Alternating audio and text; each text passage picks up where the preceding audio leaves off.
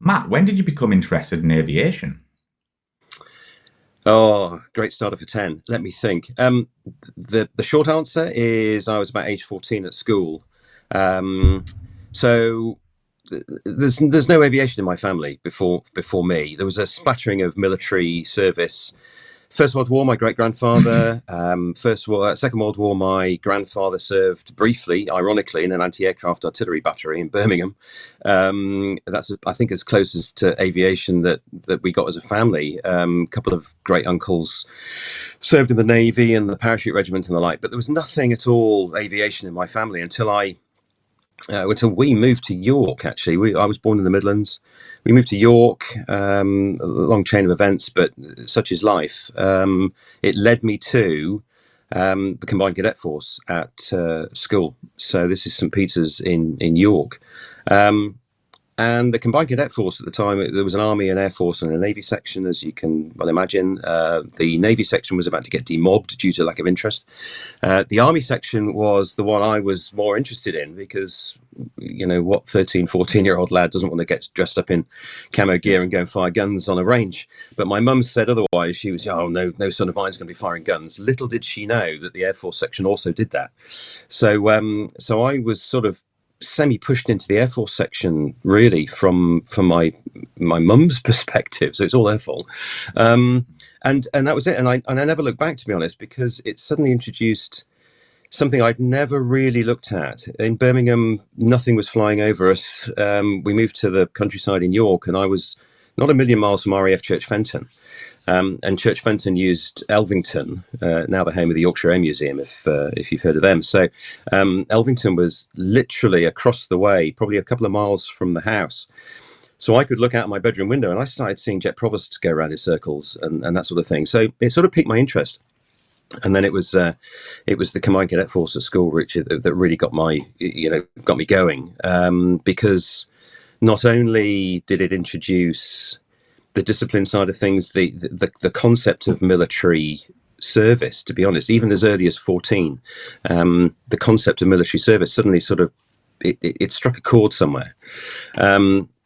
The first powered aircraft I flew was the mighty Chipmunk out of RAF Leeming on a day, like a Wednesday afternoon, going flying with the AEF, the Air Experience Flying, and it sort of built from there, really. By the age of 16, I think I was a corporal. I'd been promoted anyway in the CCF section. I sort of rose up through the ranks quite quickly, and at age 16, it was suggested that why wouldn't I apply for an RAF sixth form scholarship if I was that interested in pursuing the Air Force as a career. So I duly did. Went down to Biggin Hill when it was the Officers and Aircrew Selection Centre. Went through, got a sixth form scholarship, which gave me 30 hours of flying in a Cessna 150 out of former RAF Wickenby near Lincoln. So in the summer of 87, jumped on a train in York, went down there, lived in a B&B for a few weeks, and got taught how to fly. Went solo for the first time. I hadn't even got my driving license at this point. So I soloed a Cessna 150 that summer, came back, then I got my driving license, and left school in 88 with four A levels. Went to university on a course I didn't really want to do, to be honest. I didn't do that well at A levels. My mind was elsewhere.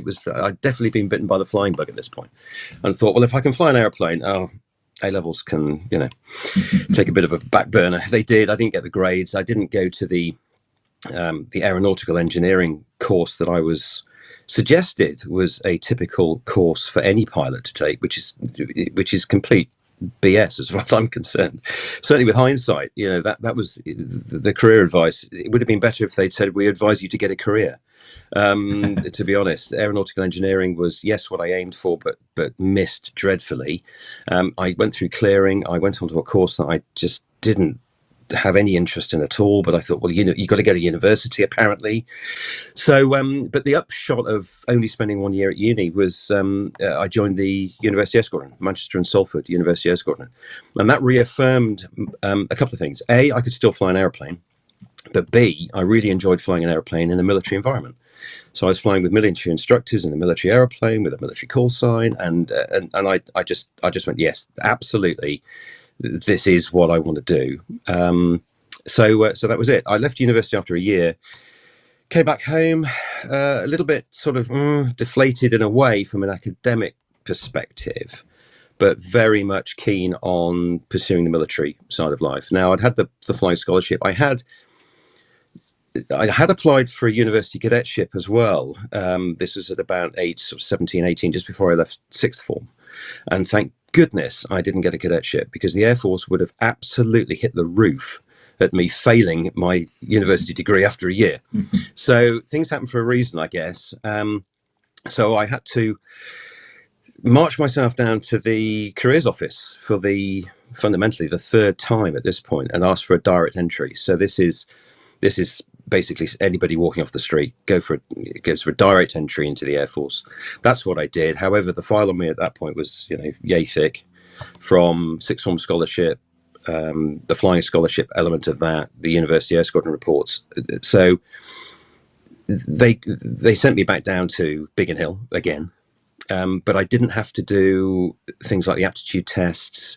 I did have to do the interview and a medical, because I'd done the aptitude tests before to get the flying scholarship. So I sort of bypassed a lot of the traditional direct entry requirements and testing down there, because I'd done it before. The interview went really well. I was expecting to get grilled on current affairs and all that sort of stuff, and I didn't.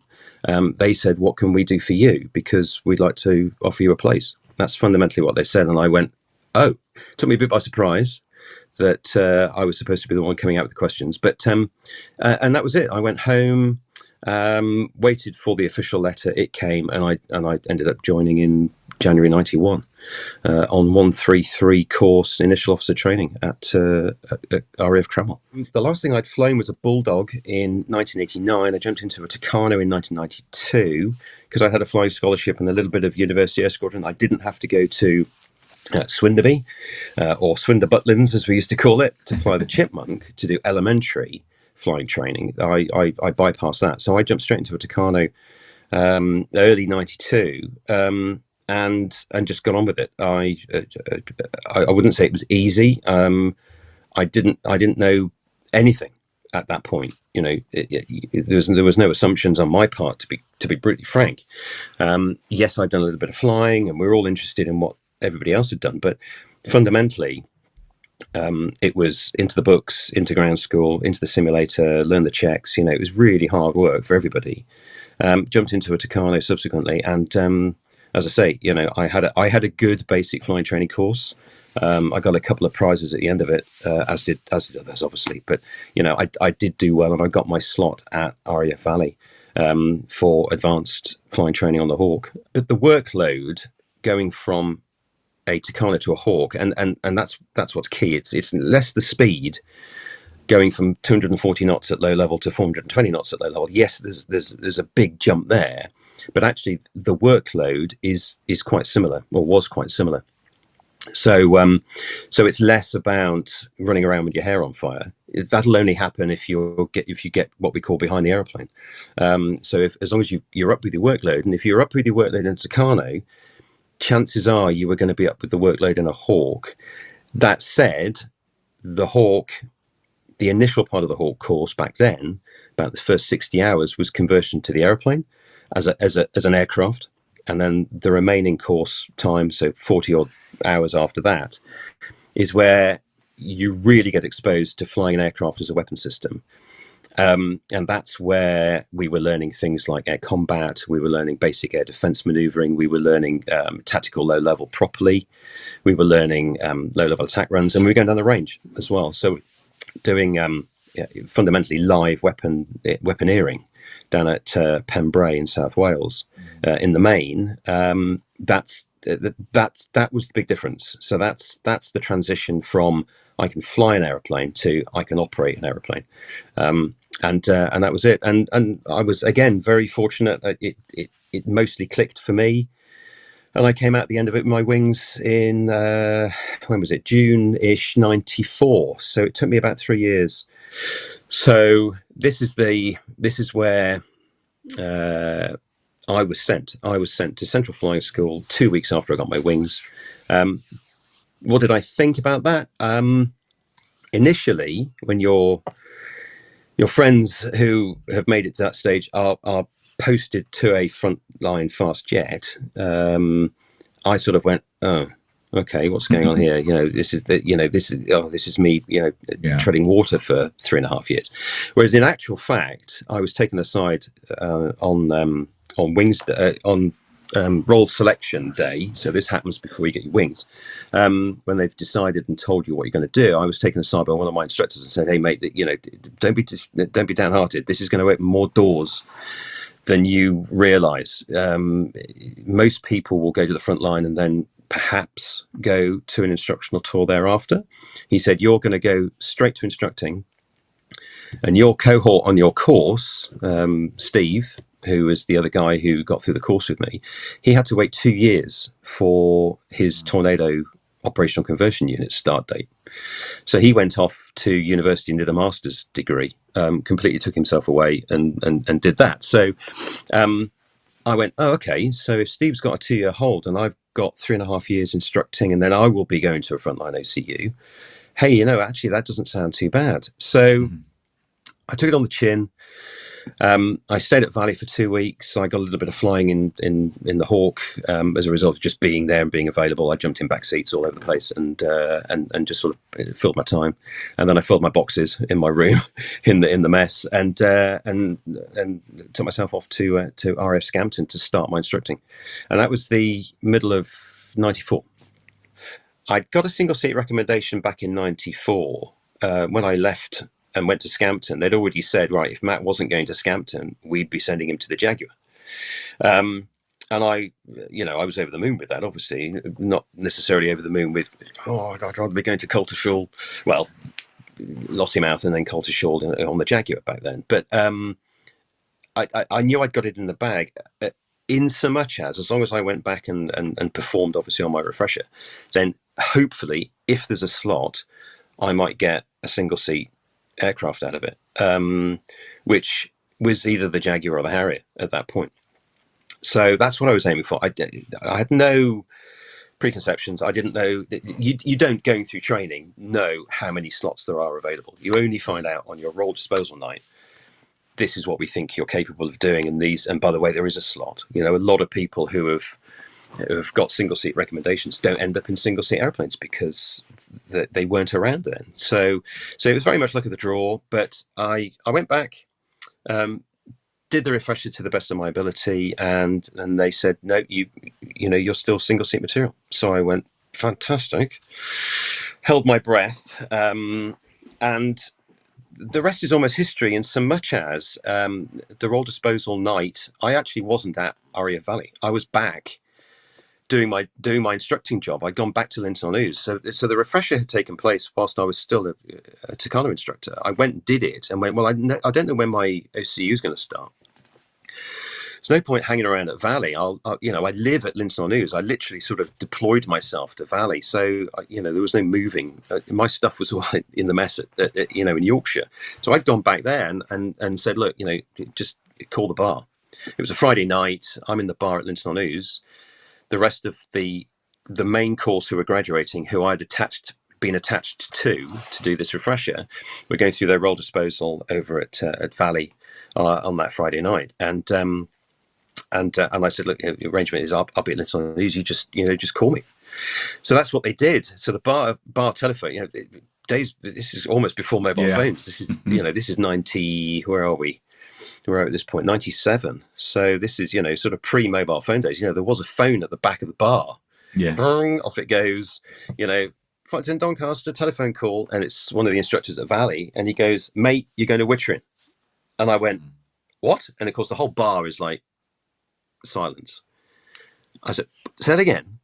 He said, you're off to Wittering, mate. Well done. Best of British. And by the way, and they named the other guys off the course who were going there as well. And I went, wow, okay, thanks very much. Right, cheers. Put the phone down, and I turn around, and the whole bar is like, what? And I said, I'm off to Wittering. The beers are on me.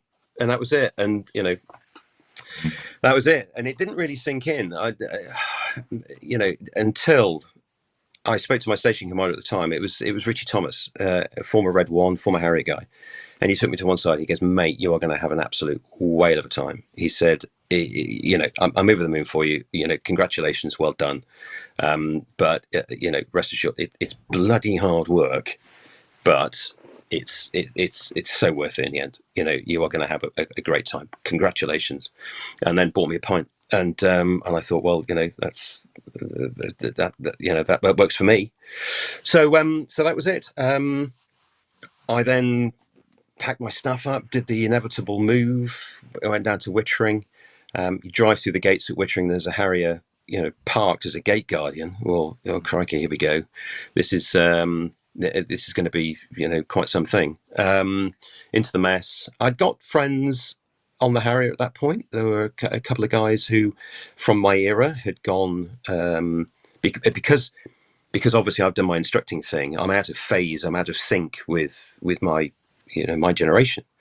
So there were a couple of guys there, and bump into them in the mess, and then just set to, and yeah, we start the OCU, and this is nearly 7 years after I joined the Air Force. I finally make it close to the front line, so it's been quite a journey at this point.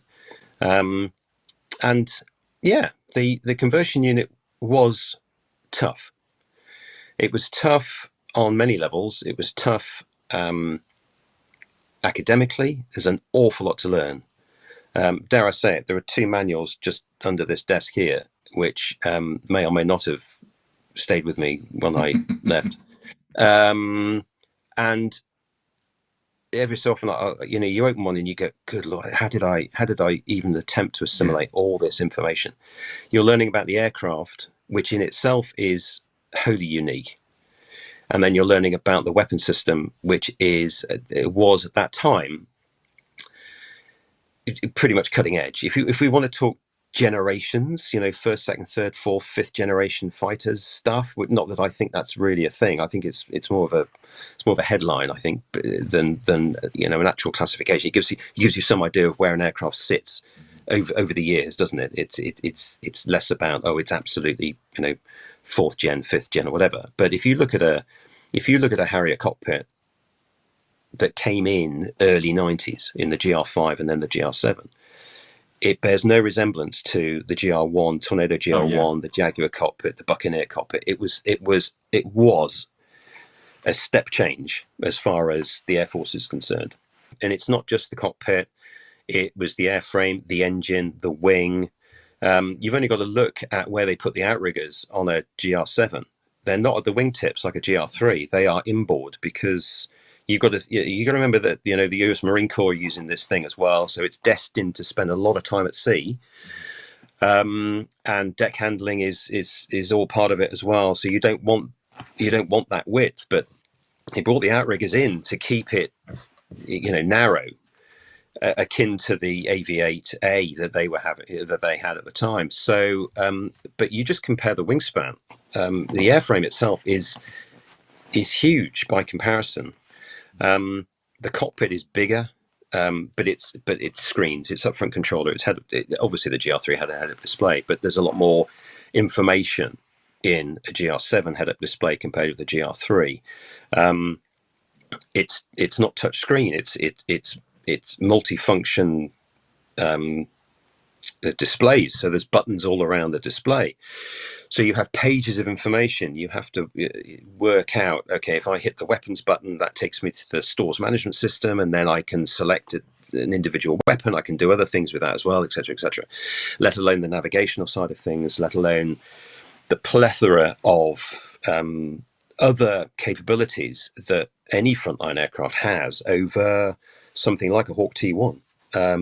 It's such a shame, if we want to sort of digress a little bit, and it's such a shame that I think the system missed a trick in the 90s and didn't change from a T1 to, say, a Hawk 100 or 200 back then, sort of family of aeroplane. So fundamentally a Hawk T1 body, fuselage, etc., but with a hugely upgraded cockpit. So without a doubt, you know, Typhoon at this point is just over the horizon, so that we know what a Typhoon looks like, and the Typhoon cockpit really hasn't changed much over the 20, 25 years it's been in service, as far as I know. I'm sure, you know, the avionics will have, but the hardware, as far as I'm aware, is very similar to when they first came into service. But even then, you're looking at multifunction color displays, 3 of them, head-up display, etc., HOTAS. All of this is coming to the fore in the jets that are not only in service, i.e. the Harrier, but the future, as in Typhoon, and the future, which is F-35. And the T1, which has only just gone out of service, really, in my opinion, and it is my opinion, should have been looked at. The replacement should have been looked at well earlier than the Hawk T2 was. And we know the recent history with the Hawk T2. It hasn't really been a success story that everybody thought it was going to be. It has had its issues. It has had its problems. Show me an aircraft, though, that has come into service without any problems, and you'll show me a miracle. We all know that aircraft have teething issues, but over time they tend to be ironed out. The Hawk T2 seems not to have been sorted out in the way that perhaps other aircraft types have been when they've come into service with issues. Let's put it that way. So I think there was a lost opportunity, and dare I say, probably a little bit of lack of foresight. And I'm not the only person to believe this either. There was a lot of chat going around the crew rooms late 90s about the T1 and the fact that it had just had a massive re-winging program, and it also had a huge rear fuselage reinforcement program as well. So it was basically putting sort of sticking plasters over the long-term problem, which was the Hawk T1 is very much a map and stopwatch aeroplane. There's nothing in a T1. If you look at a photograph of a Red Arrows cockpit, or just Google Hawk T1, to be honest. It doesn't have to be a Hawk from the Reds. You know, the cockpits are identical, but they are definitely of a vintage, and not even of an age. They are of a vintage, and that vintage is 1960s. To be brutally honest, it's fundamentally a 1960s cockpit that took us through fast jet training, feeding into some quite slick machines, right up until, well, recent times. So do you think even in the 90s you were like pilots and like yourself and were thinking T1 should be upgraded to a more modern cockpit rather than getting a new airframe? Absolutely. Obviously the human machine interface is the cockpit, and every pilot wants for want of a better phrase, a Gucci cockpit, don't they? They want to have a slick color display, perhaps. You know, this technology was there to be had. So yes, from a pilot's perspective, obviously you always want, you know, the best thing on the off the shelf. The fact that the cockpit wasn't touched at all, and yet the whole back end and the wing was, and gave the whole fleet a new lease of life for another 20 years. It was a missed opportunity. Is all I'll say. It's such a shame that the avionics. Not that it has avionics. I mean, let's be honest. It's a steam-driven cockpit. It's all dials, and it's all, you know, it's all old instrumentation. No head-up display. There's a gun sight in the weapons Hawk T1, but fundamentally, it's all steam-driven dials and gauges and the like, and, you know, lights and you know, whatever. It's an old cockpit. It's old technology, and it was old in 95 to 2000. When I was training on it and ultimately teaching on it. We'll come on to that. But it was proper map and stopwatch. You run around, you manually hack a watch. You've got a map on your lap, and you fly a compass heading off a compass which is subject to errors. There's no GPS in it, and there never was. There was no GPS in it. 100 Squadron, they had a bolt-on GPS. They were doing a different role though. So they were allowed to put they had a bolt-on GPS. But certainly in my time on the Hawk T1, there was nothing like that at all.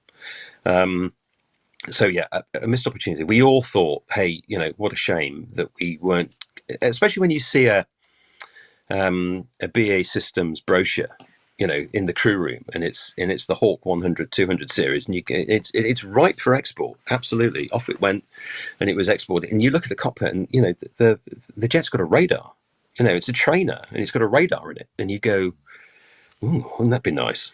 When you're struggling to do your synthetic 2v1 air defense setups with a ground controlled interceptor, in one ear, and you're literally doing it through trigonometry and a compass rose, and that's fundamentally how we used to do it. You suddenly go, yeah, actually, it would be good to introduce a little bit of radar theory into the advanced syllabus ahead of sending people to the Tornado F3. There was a lot of feedback when I was an instructor, sort of digress here, but when I was an instructor after the Harrier, which was back to Valley as a tactics instructor, there was a lot of feedback coming back from the F3 that students hadn't really got that ability, or that knowledge, I should say, not the ability, beg your pardon, the knowledge base, jumping from a Hawk T1, map and stopwatch, completely synthetic, trigonometry-based 2 versus 1 beyond visual range air defense setups, to all singing, all dancing, radar, navigator in the back, proper air defense machine. There was too much of a capability gap between the T1 and what we could offer as instructors on the syllabus we were training and the front line. And that feedback came back from the F3, from 56 Squadron at Coningsby, which was the conversion unit at the time. And the ex F3 guys who were instructors at Valley just went, right, okay, we can do something about this. Let's fundamentally redefine the air defense syllabus. So they did. They went away. They teased it apart. They put it back together again, and with that input from 56 Squadron. But fundamentally, you're still running around with a non-radar map and stopwatch airplane. So there's only so much you can do. But the answer to that was, well, the Hawk T2's coming, which has synthetic radar and has a much better cockpit and all the rest of it. But it was by the time the T2 came in, there's a whole generation, if not 2 generations, of pilots have been trained on the Hawk T1 and gone to the Harrier, a very, very capable Tornado F3.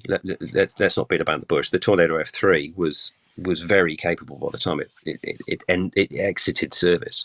Oh, yeah. And then you've got the GR4, which is the GR1 upgrade. So again, a wholly different machine and immensely capable. So yeah, Matt, talk us through some of your Harrier training. I'm guessing it was on the T4 as well. No, by then the T4 wasn't for us, actually, because the difference between a GR3 and a GR5 were significant. There was obviously a realization that the 2-seat trainer needed to replicate the single-seater as well. So the T10, as it was called, wasn't too far behind introduction of the GR5, GR7. So I know that early 90s, there was some 2-seat training done on the T4, I believe. But no, by the time I got there, we're talking 97. So the T10 was very much the only 2-seat machine supporting the GR7 at that point. So the T10 was what I first jumped into, having gone through standard ground school. I say standard because that's the natural course of events. So ground school, into the simulator, get a feel for the checks. The checks have to be verbatim. It's no different today as it was, back then. If you fly single type, you're expected to learn the checks. So we had cardboard cockpits, all that sort of normal stuff. Yeah. On which to practice the checks. But then it was into the T10, and the T10. The thing that struck me about it initially is the size of the airplane. To be honest, we talked about the difference between the GR3 and the GR7. The T10's even bigger. I mean, it's got an extra cockpit for a start, and it's got an extra bit at the back to compensate for the bit at the front. And it is a bit of a brutish airplane, to be honest. I think everybody would hopefully agree with it. The GR7 has a little bit more sort of sleeker look to it, whereas the T10 is definitely the ugly duckling. Have to say, but. That said, again, instructor's in the back, so he's a voice in your headset. You can't see him. So to all intents and purposes, apart from the fact that the intakes are considerably further back from the GR7, the cockpit is fundamentally identical. And you're at the front, you're on your own initially, as it were. You definitely feel that kind of, crikey, Riley, what have I strapped into here? And it was a little bit awe-inspiring, to be honest. And it sort of, took a little while. I'm not going to say get used to, because there was no getting used to the Harrier.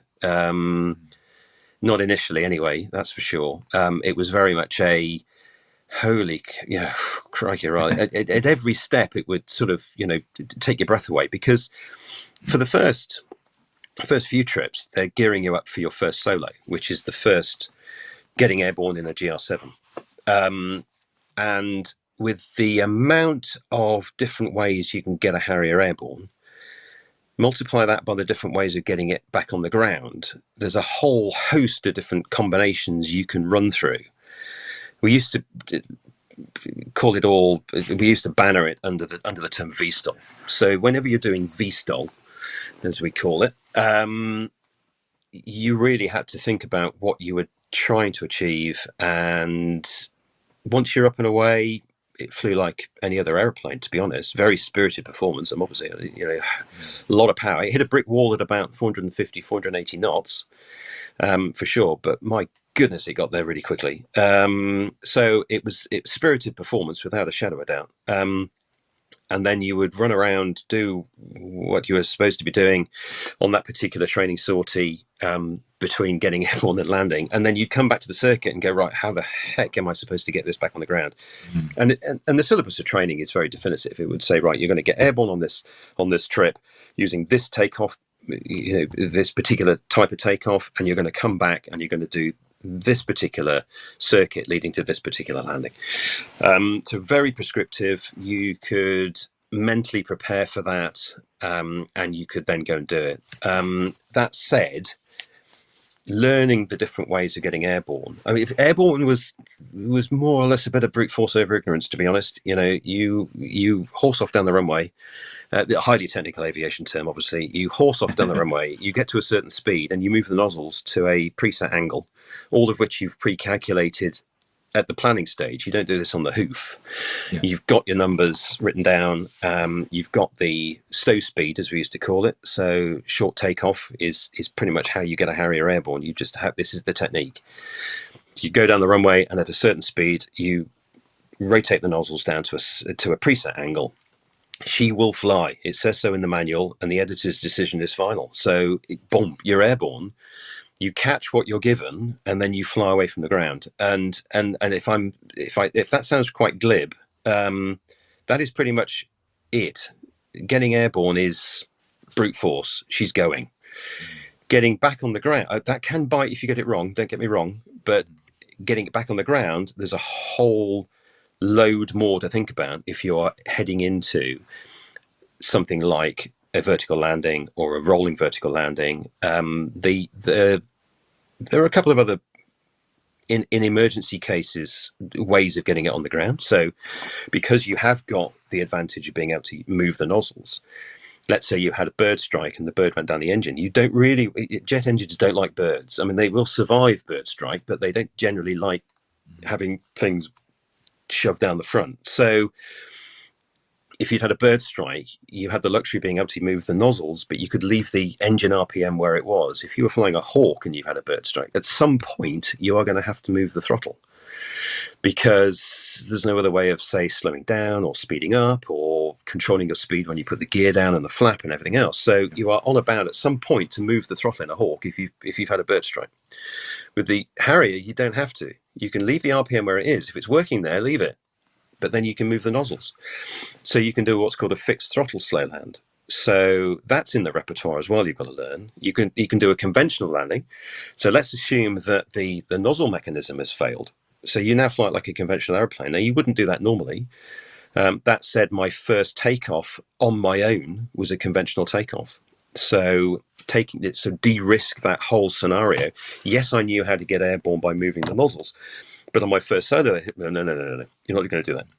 Let's keep it simple, stupid. Right, let's do a conventional takeoff, and then I came back and I think I landed off an auto flap slow land again, which is, the flaps are set and they don't move, so there's one less variable. and you come around the corner and you land it with a fixed amount of nozzle and a fixed amount of flap, and you're using the throttle. But so there's this whole library of ways of dealing with a scenario.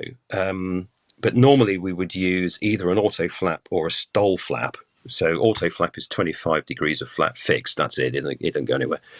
Stall flap, that moves with the nozzles. So that schedules with the nozzles. And those classic pictures, in fact, I got one here, obviously, because don't leave home without one. So that amount of flap, that is 62 degrees of flap, but that's moved because the nozzles have. So the stall flap schedules with the amount of nozzle, and you certainly use stall. You can use stall flap to get airborne. You can use stall flap to land, and certainly when you're in the hover, you only ever did that with stall flap. So you've got this huge library. They don't throw it all at you to begin with. They throw what you need at you, but it builds up really quite quickly, such that by 20 hours on the airplane, you have, I'm not going to say perfected because there's no such thing, but you've certainly been exposed to, and if needed to, you could use that library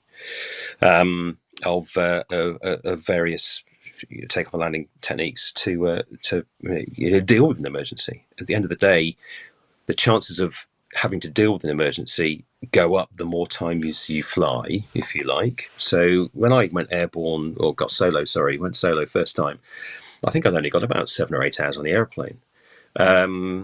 So you're very much in the deep end, but they're not giving you that length of rope to hang yourself by at that point, if you know what I mean. It's a very prescriptive syllabus. It has to be, because we are dealing with a wholly unique aeroplane. But once you proved that you can get airborne and land again and not bend yourself or the aeroplane, then it did ramp up quite markedly. And what we were doing away from the circuit ramped up as well. So you are suddenly, you're getting airborne. Okay, right, I can do that. Brilliant. Right, now what we're going to do, we're going to go off and do a 40-minute, 45-minute, whatever it is, low-level sortie. Okay, brilliant. So now we're using a nav kit, and this isn't. Yes, you had a paper backup in your bottom pocket of your flying suit, but we're now flying off, steering in the HUD. We're now flying off a moving map. First time I've ever had that. We're managing the accuracy of the kit. This is pre-GPS days. Certainly on the OCU, we didn't have. We had limited numbers of jets that had GPS fitted, so this is coming in as a capability. And if you let an inertial navigational system wander off, it will keep wandering off. It's up to you to keep it in, keep it reined in. There's various techniques of doing that. So we're learning about kit management. We're learning about not getting from A to B. We know how to do that. We're all doing it with a map and stopwatch in the Hawk. This is more about, right, this navigational equipment is really good. The idea is that it offloads and frees up capacity so that you can start thinking about the tactical side of life. However, you still need to manage the kit, because if it's half a mile out in bad weather, half a mile doesn't sound very much, but it can soon run away from you, especially, half a mile off a target is a lot, without a doubt. So we're learning about that. We were learning formation flying. We were learning instrument flying. That is different when you've got a HUD, without a doubt. It's all in one place. You don't have to use the sort of scanning technique and looking at instruments in quite the same way. It's very much in front of you. It's very, that's the idea. And you're looking out the window as a result, and that's all very good, but it's very different. So HUD flying, that was obviously key to it all. But we're doing instrument flying now on a HUD, and that was kind of the first phase of the training. So pretty standard on most conversion units, to be honest. You're learning the airplane, you're learning the kit, but you're not really at that point being exposed, certainly not to the weaponeering. That comes a bit later, and the tactical side of things comes in at the end of that.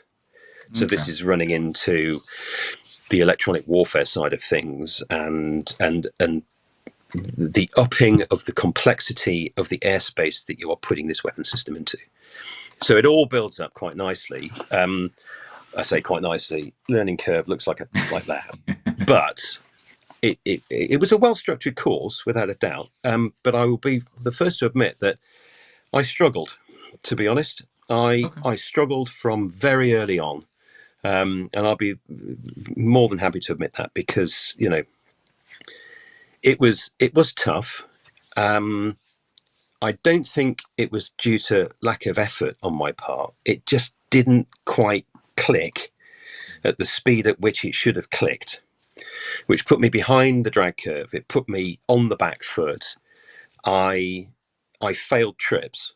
My hovering initially was absolutely dreadful.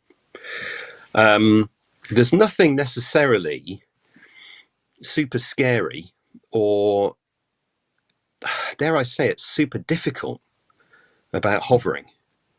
But for some reason, I didn't have it. Now, I'm going to jump forward here. My last trip on the aeroplane was an operational sortie off West Africa in 2000, landing back on a ship.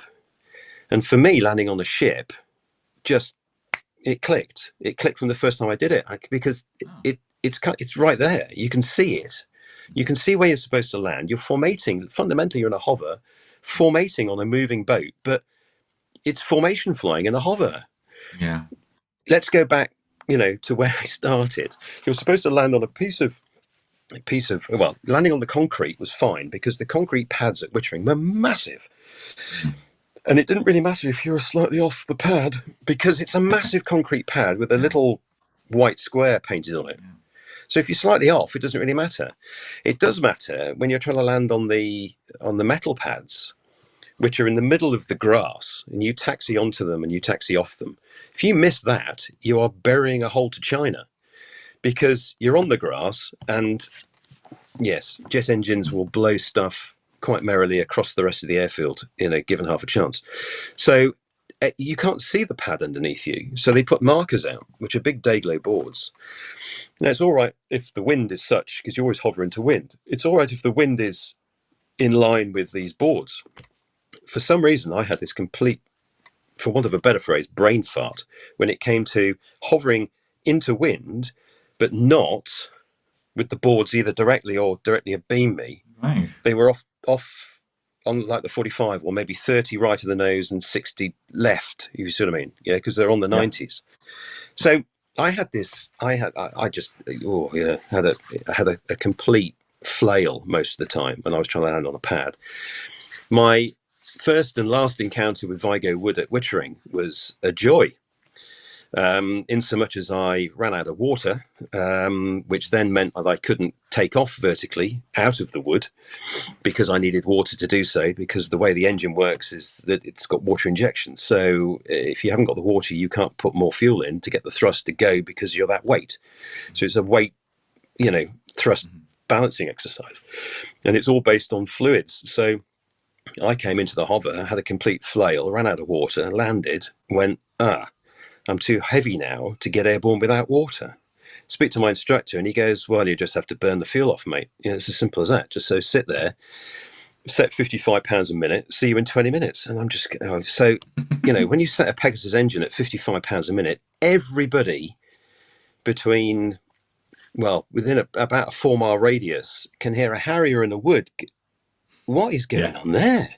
Yeah. They know what's going on there, So anyway, that was a joy. So I get airborne out of the wood, and then I have to curtail the sortie. Didn't pass that one, but then I went, well, you're never going to go to the woods anyway, because that's kind of a Cold War thing. So we'll call it quits on that one and move merrily on. But oh man, it wasn't my finest hour. Let's put it that way. And the rest of the course, I really did struggle with. I was just so behind. Like everything, I'd do the bookwork, I'd do the planning, I'd look into it, I'd run the checks through my head, I'd run the scenarios and everything else. But oh my goodness me, it was a real struggle, and it was only about halfway through, And I know this now, and they didn't know at the time. And I've recently thanked this bloke for what he did. One of my instructors, who was an ex-Tornado guy, apparently one of the weekly planning meetings has said, right, I want to fly with Matt on Monday. And they went, why is that? And he reminds me of me when I went through this bloody course. And they were like, oh yeah, whatever, off you go. And we were flying, it was a high, low, high. So a high level into low level, run around for 40 minutes, and then high, low, high. So you do the low level, and then you go back up to high level and come back to base. So we're doing this high, low, high profile. And we were just on the return. And Nigel says to me, he goes, Matt, I have control. And I thought, oh, my heart sank. I just went, oh Christ, what have I missed? What haven't I done? I'm looking around going, the screens are right. I'm in the right HUD mode. I'm at the right height. I'm not, and he just goes, mate, he said, just look behind you. Just take a second and look behind you and see what you're strapped to. So I did. And and he goes, mate, you've got to cut yourself some slack. Just every so often when you get a moment, just look out and appreciate just what it is you're doing and what you're doing it in, because this is freaking awesome. And I went, yeah, you're right. He goes, look, you don't get many opportunities, but when you do, just give yourself 30 seconds and just go, and just a bit of chill, because you're not enjoying this, are you? And I went, well, it's hard to when things are going wrong every day. And he goes, I know exactly what you mean. He said, but just cut yourself some slack, mate, and just, it'll be all right. And that was a turning point for me. It was a real eye opener, because up until that point, you're running around with Harrier guys, Harrier instructors who have been there, seen it, done it, got the T-shirt, and it's a real hard environment. I found it a really hard environment to come into and say to myself, do you know what? This isn't going at all well. Do I actually, should I be here? And the self-doubt comes in, and we can talk to the cows come over about performance and all that sort of stuff, and coaching and coping strategies and all this stuff. I mean, none of that really existed when I went through training. You either coped or you didn't, and if you didn't cope, well, buy a bus fare home, BFH, literally. Yeah. So I'm going, well, I really want to do this, but am I actually in the right place? And and at one point I honestly did think, I wish I was flying the Jag now. There was a point at which I went, right, I think I'm in the wrong place. But Nige, in doing what he did, i.e. taking over, as he took over as my primary instructor, to be honest, and saying what he did on that particular day, I just went, okay, right, I'm probably not alone here. So it was a bit of a turning point. It didn't make the course any easier, I have to say. But I got to the end of the course, and I'd been on review on that course from pretty much, it was Vigo Wood that did it. That was the real kind of spotlight moment, right? The spotlight's on me. My debrief from the OCU was, well, congrats, mate. You're going to 3 Squadron. Don't forget, hit the ground running. And it doesn't. The work doesn't stop here. You've got to get combat ready, and it never stops on the squadron. But you're going to a squadron, and the thing that's got you through is the fact that you failed. You failed at so many points in this course, but the following day you pulled it out the bag, and that's what's impressed us. But don't let your guard down. And I walked away and went, right, okay. Now I got to the squadron. By comparison. I got to the squadron and sat down with my flight commander, and he said, bloody OCU, what do they know? I went, what are you talking about? What do you mean, what do they know? He goes, bloody remps, what do they know? And and it was a completely kind of a hang on a minute, is this a test? Is he what's he asking here? And he said, look, bottom line is, right, if you don't get combat ready, we have failed. It's not you. we failed to get you through. Now, that's not to say that the OCU was looking to chop me and looking to, send me somewhere else. Don't get me wrong. But it was the attitude that it's our job to get you combat ready. It wasn't the same on the OCU, to be brutally honest. It was more, you're here, this is the syllabus, and let's get on with it. It was very much it was a different attitude.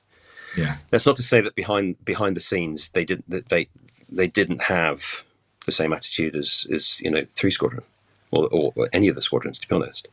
But for me personally, it was a breath of fresh air, and I went, okay, right. I'm not going to let my guard down. I'm not going to stop working. I'm not going to stop hitting the books and trying to take in all this information. Absolutely, don't get me wrong, but it was a kind of okay, right. This is different.